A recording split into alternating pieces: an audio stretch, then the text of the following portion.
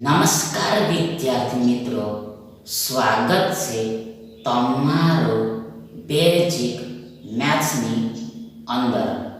આજે આપણે ભણીશું ટકાવારી એટલે કે પર્સન્ટેજ. તેમાં પહેલો પ્રશ્ન આ રીતનો છે કે 264ના 60% બરાબર કેટલા થાય? 440ના 10%, 1056 એટલે 1056ના 15%, 132ના 30% અને 360ના 50%. હવે આગળ આ દાખલાને વિકલ્પો પરથી ઉકેલવાનો છે, બાય ઓપ્શન સોલ્વ કરવાનો છે. એટલે સૌપ્રથમ આપણે ઓપ્શન એ લઈએ તો જુઓ, ઓપ્શન એમાં આ 440ના 10% આપેલા છે. આ 440ના 10% આપેલા છે. આ 440ના 10% આપેલા છે. હવે આગળ બરાબર ઇક્વલ શું થાય તો જુઓ, બરાબર ઇક્વલ આ 440 ગુણ્યા 10% થાય. આ 440 ગુણ્યા 10% થાય, મતલબ કે ના એટલે ગુણ્યા થાય. હવે આગળ આ 10% પરથી આપણે આ 60% પર જવાનું છે. આ 10% પરથી આ 60% પર જવાનું છે. તો સ્પષ્ટ છે કે ક્લિયર છે કે આ 10%ને 6 વડે ગુણવું પડે. એટલે આગળ આ 10 છમ 60 થાય અને આ ટકાનું ટકા મતલબ કે 60% આવી જાય, 60% થઈ જાય. હવે આગળ જો 100 વડે ગુણવાના આવે તો 6 વડે ભાગવું પણ પડે તો જ સાચું કહેવાય, અધરવાઇઝ ખોટું કહેવાય. ઇન શોર્ટ, ટૂંકમાં આ આખાને 6/6 એટલે 6/6 વડે ગુણવાનું છે. હવે આગળ અહીંયા ઉપર આ 60% તો થઈ જાય છે, આ 60% તો થઈ જાય છે, પણ આ 264 થાય છે કે ના થાય તેને જોવું પડે. આ 264 આવે છે કે નથી આવતા તેને જોવું પડે. એટલે આગળ તેના માટે જુઓ, આ 440ને આ 6 વડે ભાગ આપવો પડે. આ 440ને આ 6 વડે ભાગ આપવો પડે. એટલે આગળ આ 440ને આપણે આ 6 વડે ભાગ આપીએ, 6 વડે ડિવાઈડ કરીએ તો સ્પષ્ટ છે કે ક્લિયર છે કે કોઈ દિવસ આ 264 આવે નહીં, આ 264 આવે નહીં, આ 264 આવે નહીં. મતલબ કે આ 440ના 10%, 440ના 10% બરાબર ઇક્વલ 264ના 60% થાય નહીં. એટલે કે 264ના 60% બરાબર આ 440ના 10% થાય નહીં. મતલબ કે આ વિકલ્પ એ તમારો સાચો વિકલ્પ થાય નહીં. હવે આગળ આપણે ઓપ્શન સી લઈએ તો જુઓ, ઓપ્શન સી માં આ 132ના 30% આપેલા છે. આ 132ના 30% આપેલા છે. આ 132ના 30% આપેલા છે. 132ના 30% આપેલા છે. એટલે આગળ બરાબર ઇક્વલ આ 132ના 132. આગળ ના એટલે ગુણ્યા સમજવાનું હોય છે. આગળ આ 30% છે, 30% છે. હવે આગળ આ 30% પરથી આપણે 60% પર જવાનું છે, 60% પર જવાનું છે. તેથી સ્પષ્ટ છે કે ક્લિયર છે કે આ 30%ને 2 વડે ગુણવું પડે.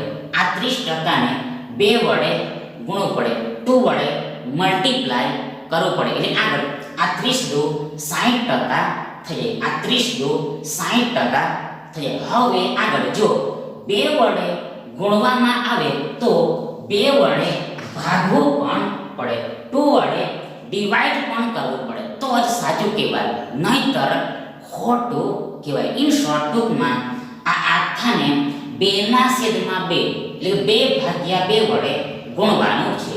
આ 2/2 વડે મલ્ટીપ્લાય કરવાનું છે. એટલે આગળ સ્પષ્ટ છે કે આ 132 ના અડધા કરવા પડે, આ 132 ના અડધા કરવા પડે. અને આગળ આ 132 ના અડધા કરવામાં આવે, સેમી કરવામાં આવે, હાફ કરવામાં આવે તો સ્પષ્ટ છે કે કોઈ દિવસ આ 264 આવે નહીં, 264 આવે નહીં. મતલબ કે આ 264 ના 60% બરાબર આ 132 ના 30% થાય નહીં, સરખા થાય નહીં. તેથી આ વિકલ્પ સી પણ તમારો સાચો વિકલ્પ થાય નહીં. હવે આગળ આપણે વિકલ્પ ડી લઈએ તો જુઓ, વિકલ્પ ડી માં આ 366 ના આ 50% આપેલા છે. આ 360 ના 50% આપેલા છે.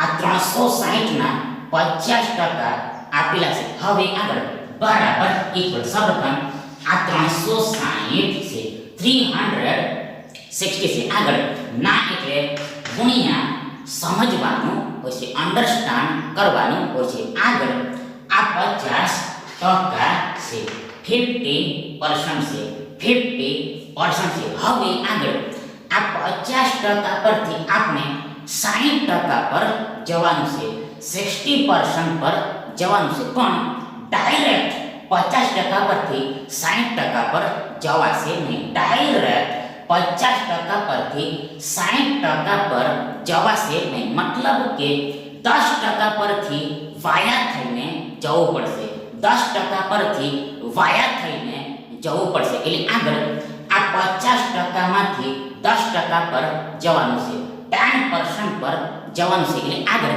સ્પષ્ટ છે કે ક્લિયર છે કે આ 50% ને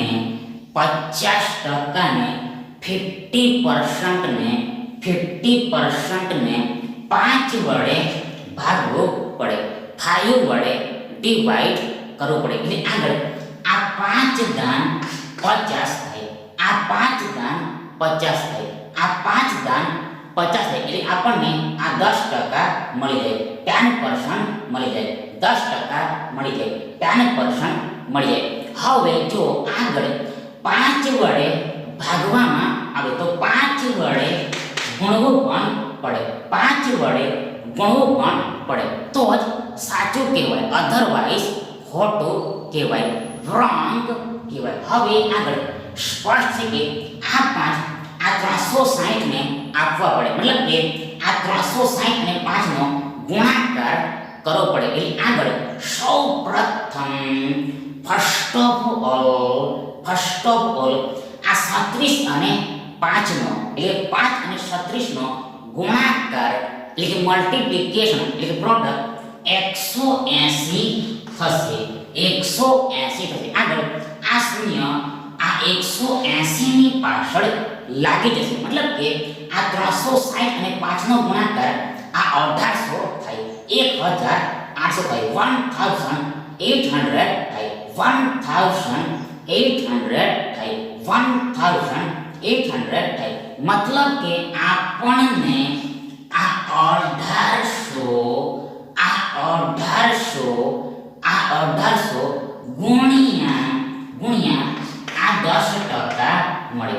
ફરીથી એકવાર વન્સ અગેન આપણને આ 10% ગુણ્યાનું ગુણ્યા પછી આ 5 આ 360 ને આપીએ તો આ 1800 થાય, 1800 થાય. હવે આગળ આ 10% પરથી આપણે આ 60% પર જઈ શકીએ, આ 60% પર જઈ શકીએ. એટલે આગળ સ્પષ્ટ છે કે તેના માટે આ 10% ને 6 વડે ગુણવો પડે, 6 વડે મલ્ટીપ્લાય કરવું પડે. એટલે આગળ આ 10 સમ 60% થઈ જાય, 10 સમ 60% થઈ જાય, 10 સમ 60% તે હવે આગળ 6 વડે ગુણવામાં આવે, 6 વડે મલ્ટીપ્લાય કરવામાં આવે તો આ 6 વડે ભાગવું પણ પડે તો જ સાચું કહેવાય, નહીતર ફોલ્સ કહેવાય. ઇન શોર્ટ ટૂંકમાં 6 ના છેદમાં 6 એટલે 6 ભાગ્યા 6 વડે ગુણવાનું છે કોને? તો આ આખા ને. એટલે આગળ બરાબર ઇક્વલ. આગળ શું થશે? આગળ શું થશે? તો જુઓ અહીંયા આ 10 60% તો આવી જશે, આ 10 60% તો આવી જશે, પણ અહીંયા આ 264 આવશે નહીં, આ 264 આવશે નહીં. મતલબ કે આ 1800 ને આપણે 6 વડે ભાગ આપીએ, 6 વડે ડિવાઈડ કરીએ તો જુઓ સગન આ 6 તારી 18 થાય. આગળ આ બે શૂન્યો 3 ની પાછળ લાગી જાય, મતલબ કે આ 1800 ભાગ્યા 6, 1800 ભાગ્યા 6 આ 300 થાય, આ 300 થાય, 300 થાય. મતલબ કે આ 264 થાય નહીં, 264 થાય નહીં. માટે therefore આ 264 ના 60% બરાબર ઇક્વલ. આ 360 ના 50% થાય નહીં. એટલે આ વિકલ્પ ડી પણ તમારો સાચો વિકલ્પ થાય નહીં. એટલે આગળ સેલ લઈને આપણે આ વિકલ્પ બી લઈએ તો જો વિકલ્પ બી માં આ 10 56 ના 15% આપેલા છે. ફરીથી એકવાર વિકલ્પ બી માં આ 10 56 ના 15% આપેલા છે. એટલે આગળ બરાબર ઇક્વલ. સૌપ્રથમ આ 1056 છે, આ 1056 છે. આગળ ના એટલે ગુણ્યા સમજવાનું હોય છે. આગળ આ 15% છે, 15% છે.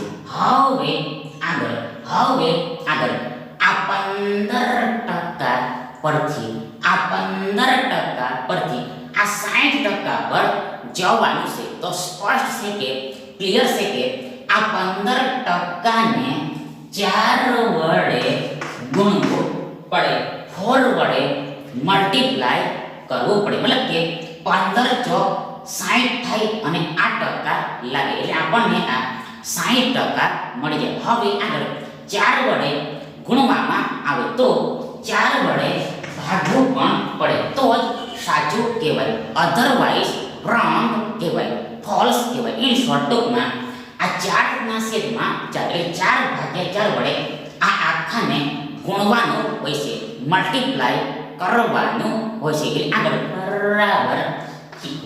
બરાબર ઇક્વલ શું થશે તો જુઓ હવે આગળ આ 1056 ને આ 4 વડે ભાગ આપવાનો છે. એટલે આગળ સૌપ્રથમ અહીંયા 4 એકુ 4 થાય.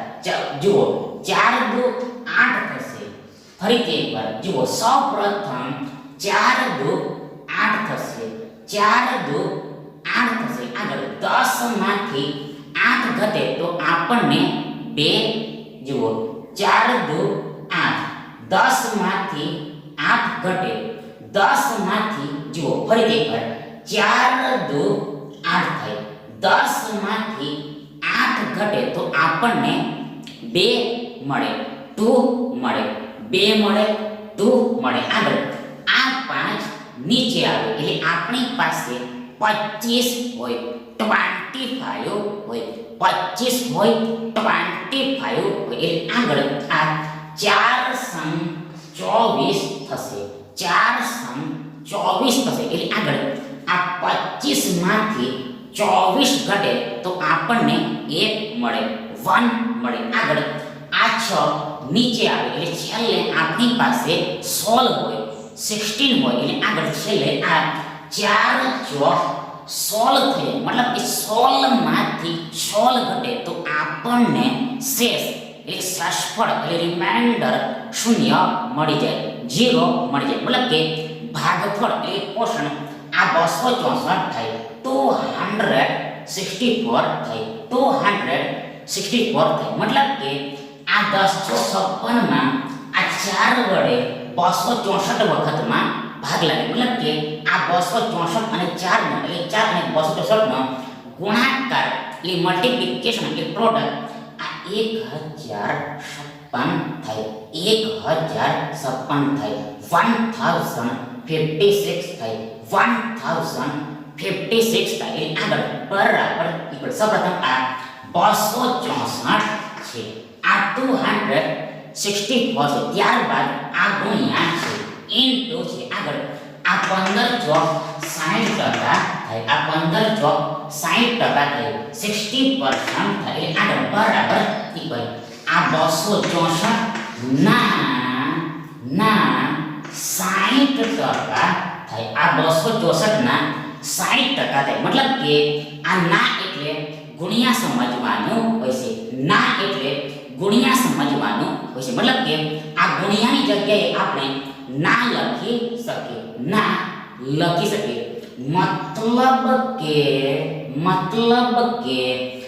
આ 264 આ 264 આ 264 ના 60% બરાબર ઇક્વલ આ 1056 ના 15% થાય છે, આ 1056 ના 15% થશે, મતલબ કે આ 1056 ના 15% બરાબર આ 264 ના 60% થઈ જાય છે, મતલબ કે આ વિકલ્પ બી તમારો સાચો વિકલ્પ થશે.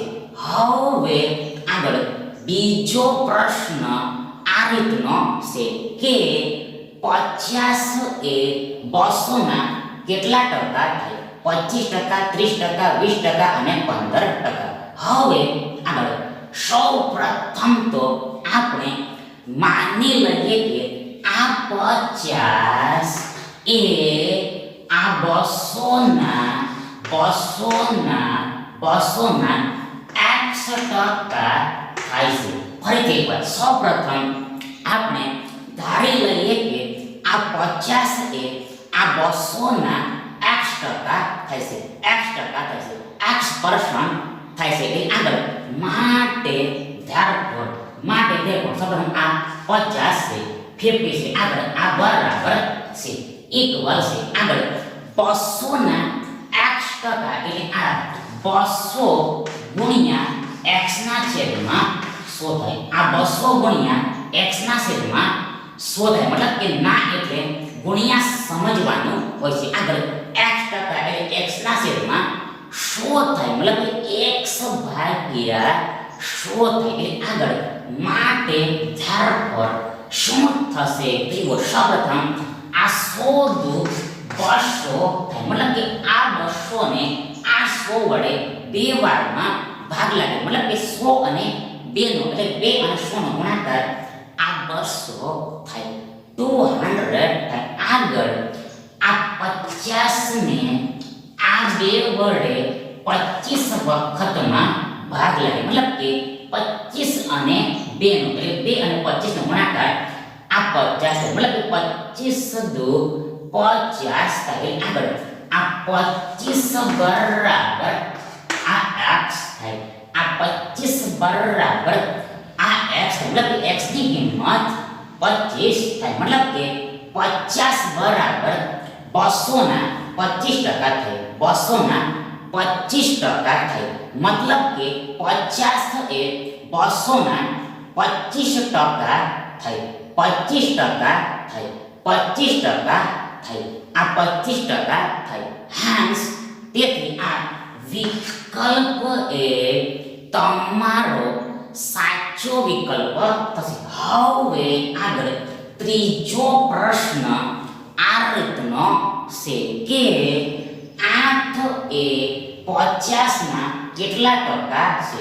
8%, 32%, 16% અને 50%. હવે આગળ સૌપ્રથમ તો આપણે એઝ્યુમ કરી લઈએ કે આ 8 એ 50 ના 50 ના 50 ના x ટકા છે.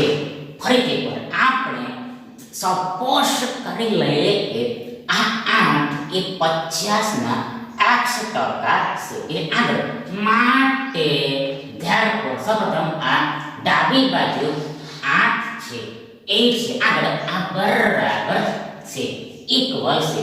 હવે આગળ આ 50 ના x% એટલે આ 50 ગુણ્યા x ના છેદમાં 100 થાય.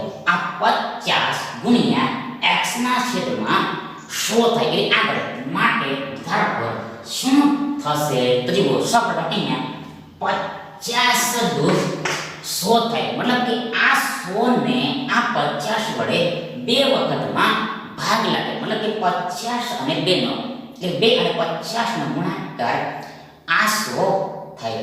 આ 100 થાય 100 થાય 100 થાય 100 થાય. એટલે આગળ સૌપ્રથમ આ 8 છે 8 છે આ 8 છે 8 છે 8 છે 8 છે આગળ આ ભાગ્યા 2 આ ભાગ્યા 2 આ ભાગ્યા 2 ને આ બાજુ લાવવામાં આવે તો ગુણ્યા 2 થાય ઇન્ટુ 2 થાય. મતલબ કે ચિહ્ન બદલાઈ જાય. મતલબ કે આ છેદનો ગુણ્યા થાય એટલે ભાગાકારનો ગુણાકાર થઈ.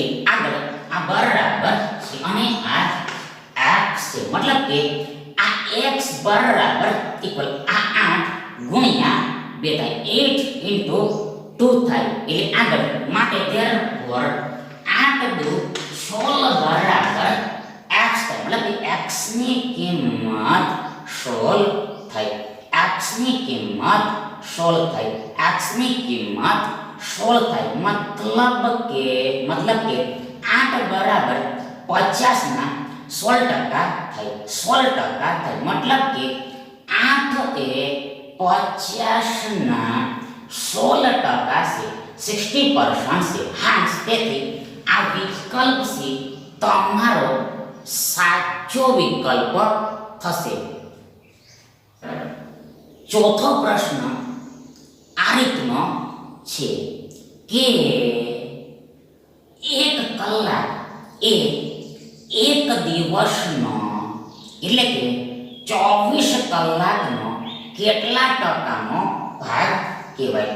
6.1 ના છેદમાં 4%. 1 ટકો 24% અને 4.1 ના છેદમાં 6%. હવે આગળ સૌપ્રથમ તો આપણે માની લઈએ કે આ 1 કલાક એ આ એક દિવસનો એટલે કે 24 કલાકનો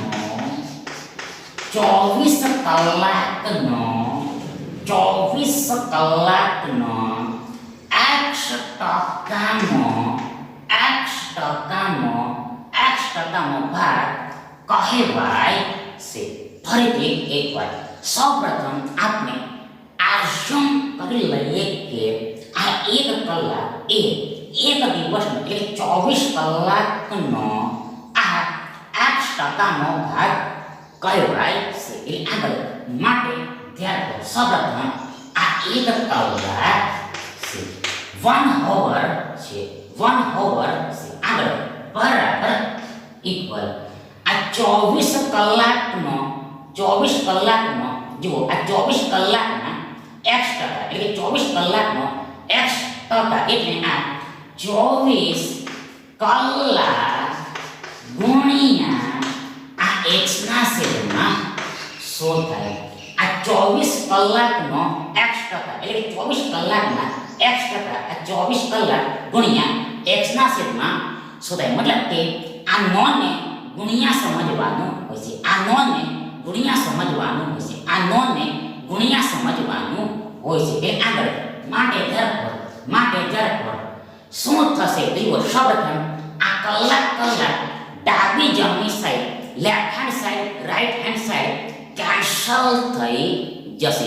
આગળ શું થશે તો જુઓ હવે આગળ આ 100 ને આપણે 25 ગુણ્યા 4 એમ લખી શકીએ. મતલબ કે 25 ચોક 100 થાય મતલબ કે 25 અને 4 નો એટલે 4 અને 25 નો ગુણાકાર આ 100 થાય 100 થાય. આ જ પ્રમાણે આ 24 ને આપણે 6 ગુણ્યા 4 એમ લખી શકીએ મતલબ કે 6 ચોકે 24 થાય 4 × 24 થાય એટલે 6 અને 4 નો એટલે 4 અને 6 નો ગુણાકાર આ 24 થાય. આગળ આ 4 ઉપર નીચે કેન્સલ થઈ જશે.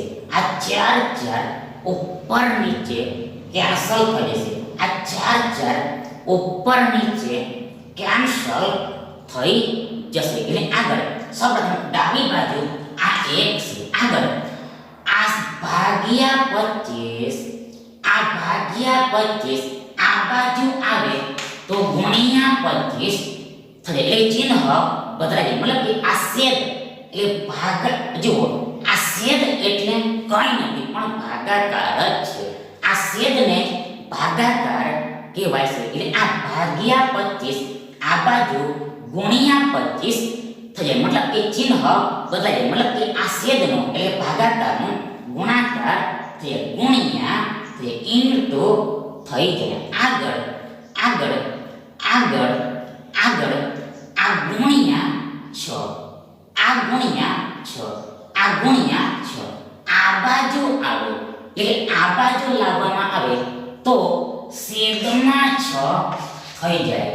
છેદમાં 6 થઈ જાય એટલે ભાગાકારમાં 6 થઈ જાય. ભાગાકારમાં 6 થાય મતલબ કે સાઈન ચેન્જ થઈ જાય મતલબ કે આ ગુણાકારનો છેદ થઈ જાય એટલે ભાગાકાર થઈ આ ગુણ્યાનો ભાગ્યા થઈ જાય. આગળ આ બરાબર છે અને આ બાજુ આ ઓન્લી x બચેલો છે મીન્સ કે આ x બરાબર આ 1 ગુણ્યા આ 25 ના છેદમાં આ 6 થાય. આગળ માટે ધ્યાન સૌપ્રથમ આ 25 * 25 થાય આગળ છેદમાં 6 છે અને બરાબર x થાય. આગળ માટે ધ્યાન 4 પૂર્ણાંક 1 ના છેદમાં 6 બરાબર x થાય.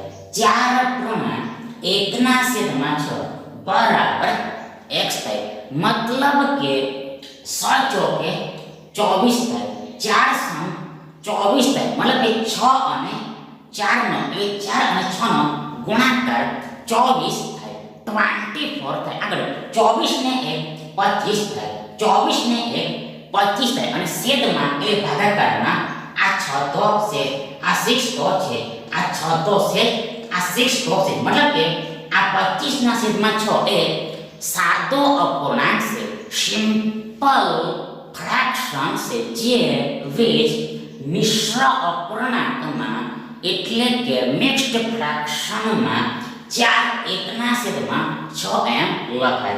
4 1 ના 6 4 1 ના છેદમાં 6 એમ લખાય મતલબ કે x બરાબર આ 4 પૂર્ણાંક 1 ના છેદમાં 6 થાય મતલબ કે 1 કલાક બરાબર 24 કલાકના 1 કલાક બરાબર 24 કલાકના 24 કલાકના 24 કલાકના આ 4 પૂર્ણાંક 1 ના છેદમાં 6 ટકા થાય. આ 4 પૂર્ણાંક 1 ના છેદમાં 6 ટકા થાય મતલબ કે આ 1 કલાક એ 1 દિવસનો એટલે 24 કલાકનો આ 4 પૂર્ણાંક જુઓ આ 4 પૂર્ણાંક 4 પૂર્ણાંક 4 પૂર્ણાંક 4 પૂર્ણાંક 1 ના છેદમાં 6 1 ના છેદમાં 6 1 ના છેદમાં 6 1 ના છેદમાં 6 ટકાનો ભાગ કહેવાય ટકાનો ભાગ કહેવાય. હેન્સ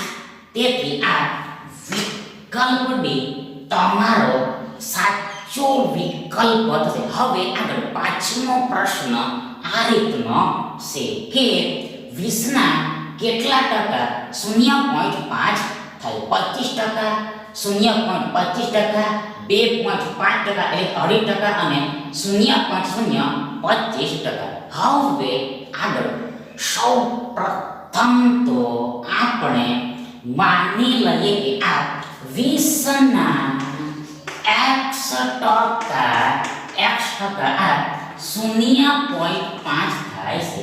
ફરીથી પણ આપણે એસ્યુમ કરી લઈએ કે આ 20 ના x આ 0.5 થાય છે એટલે આગળ માટે therefore આ 20 ગુણ્યા x ના છેદમાં 100 બરાબર આ 0.5 થાય આ 20 ગુણ્યા x ના છેદમાં 100 બરાબર 0.5 થાય એટલે આગળ માટે therefore શું થશે તો જુઓ સૌપ્રથમ આ 20 પંચા 100 થાય મતલબ કે આ 100 ને આ 20 વડે 5 વખતમાં ભાગ લાગે મતલબ કે 20 અને 5 નો એટલે 5 અને 20 નો ગુણાકાર આ 100 થાય માટે આ x બરાબર આ 0.5 ગુણ્યા 5 થાય ઇન્ટુ 5 થાય મતલબ કે આ ભાગ્યા 5 આ બાજુ ગુણ્યા 5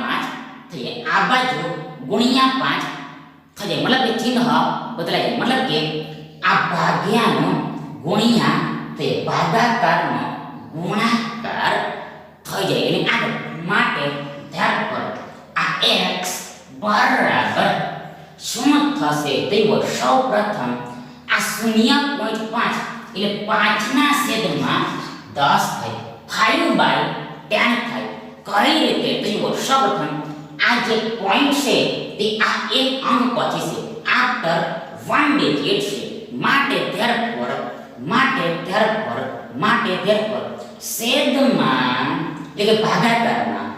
છેદમાં એટલે ભાગાકારમાં 10 લખાય 10 લખાય મતલબ કે એકની પાછળ એક શૂન્ય લખાય એકની પાછળ એક શૂન્ય લખાય આગળ ઉપર અંશમાં આ પોઈન્ટ નીકળી જાય એટલે આપણી પાસે 0.05 હોય જો આ પોઈન્ટ નીકળી જાય એટલે આ 0.5 હોય 0.5 હોય 0.5 હોય પરંતુ કોઈક સંખ્યા હોય અને આ સંખ્યાની આગળ અસંખ્ય શૂન્યો હોય તો પણ આ શૂન્યોની કાંઈ પણ કિંમત રહેતી નથી મતલબ કે અસંખ્ય શૂન્યો પછી સંખ્યા આવે તો તે સંખ્યા જ થઈ જાય ઇન શોર્ટ ટૂંકમાં આ પોઈન્ટ નીકળે તો 0.5 થાય અને આગળ 0.5 એટલે 5 જ કહેવાય ઇન શોર્ટ ટૂંકમાં આ 0.5 બરાબર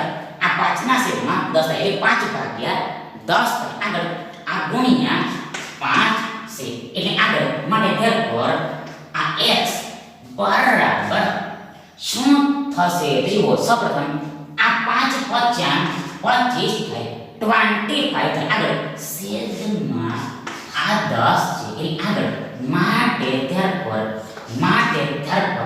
આ x બરાબર શું થશે તો જુઓ x બરાબર 2.5 થશે 2.5 મતલબ કે અઢી થશે 2.5 થશે મતલબ કે અઢી થશે કઈ રીતે તો જુઓ સૌપ્રથમ અહીંયા છેદમાં એટલે ભાગાકારમાં 10 છે 10 છે મતલબ કે એકની પાછળ એક શૂન્ય લાગેલું છે એકની પાછળ એક શૂન્ય લાગેલું છે માટે therefore પોઈન્ટ એટલે દશાંશ ચિહ્ન એટલે ડેસિમલ સાઇન જે આપવાનું હોય છે તે એક અંક પછી આપવાનું હોય છે જમણી બાજુથી જમણી તરફથી આ એક અંક પછી આપવાનું હોય છે એટલે આગળ આ પોઈન્ટ આ 5 પછી અહીંયા લાગે એટલે કે આપણને આ 2.5 મળે મતલબ કે આ 25 ના છેદમાં 10 એટલે 25 ભાગ્યા 10 2.5 થાય અઢી થાય મતલબ કે x ની કિંમત 2.5 થાય મતલબ કે આ 20 ના 2.5% એટલે અઢી ટકા 0.5 થાય હેન્સ તેથી